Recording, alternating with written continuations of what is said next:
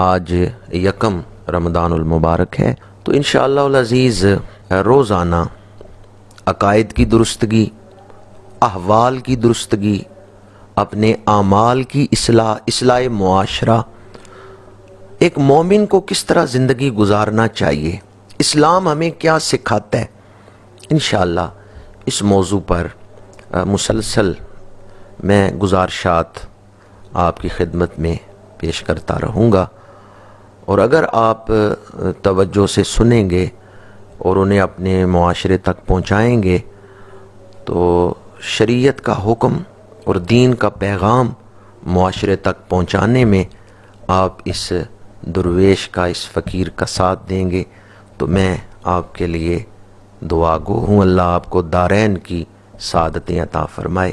ماہ رمضان المبارک میں جہاں آپ ڈھیروں نیکیاں کما رہے ہیں، وہاں عقیدے اور عمل کی اصلاح کے لیے اور دینی تربیت کے لیے بھی وقت نکالیں، اس طرف بھی توجہ دیں کہ ہمیں انفرادی طور پر اور اجتماعی طور پر کیا کردار ادا کرنا ہے اپنے معاشرے کی اصلاح میں۔ اللہ تعالی ہم سب کو یہ احساس نصیب کرے۔ انشاءاللہ العزیز ماہ رمضان المبارک میں آپ سے یہ رابطہ رہے گا اور دینی تربیت کے حوالے سے ہم قرآن مجید اور احادیث مبارکہ کے مختلف مقامات کا مطالعہ کریں گے۔ بسم اللہ الرحمن الرحیم۔ فرض کریں آپ پردیس میں ہیں، وطن سے دور ہیں، وطن سے کسی محبوب ہستی نے آپ کو میسج بھیجا ہے، تو آپ فوراً موبائل کھولیں گے، میسج پڑھیں گے۔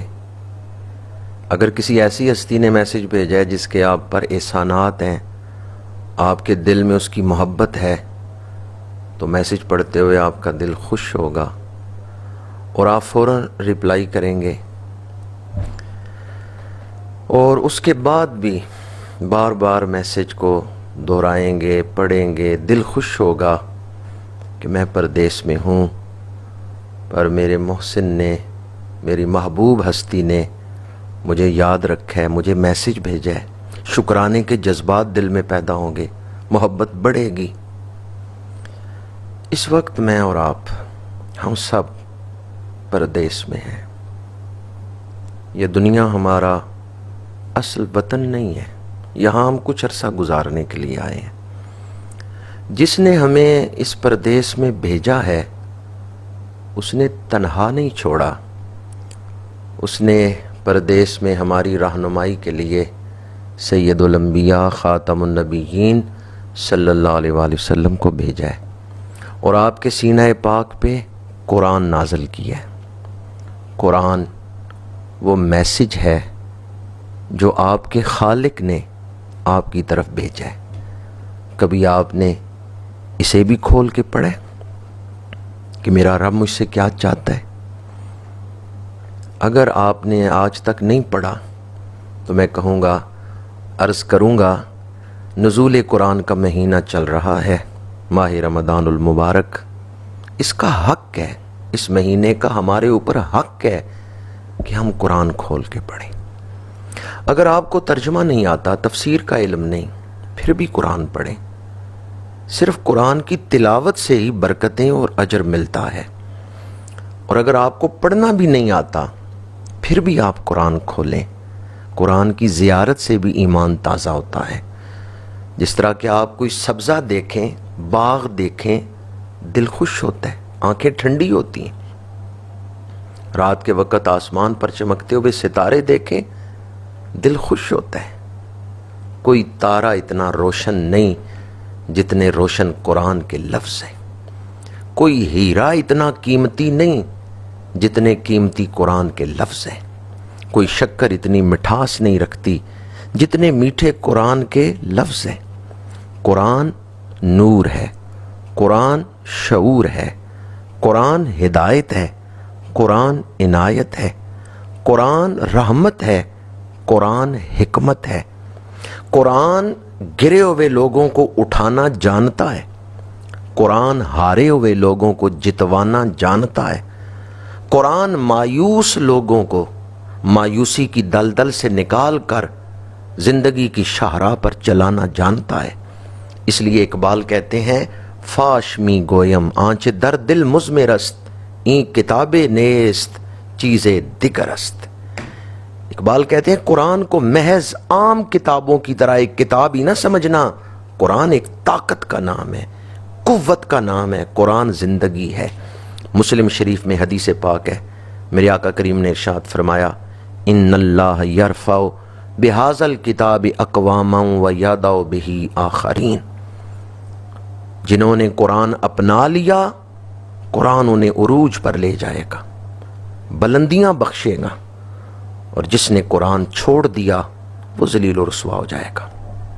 آج میں آپ سب سے عرض کرتا ہوں، اے بیمارو، اے پریشان حالو، تمہاری کوئی بھی مشکل ہے، قرآن کے اس سوال پر غور تو کرو۔ آپ معاشی مشکلات میں مبتلا ہیں، آپ گھریلو مسائل میں مبتلا ہیں، آپ بیماریوں میں گھرے ہوئے ہیں، کسی قسم کی مشکل ہے، سورہ تکویر کے اس سوال پر تو غور کریں فَأَيْنَ تَذْهَبُونَ۔ قرآن کہتا ہے مجھے چھوڑ کے کدھر جا رہے ہو، مجھے چھوڑ کے تم ذلت و رسوائی کی طرف جا رہے ہو۔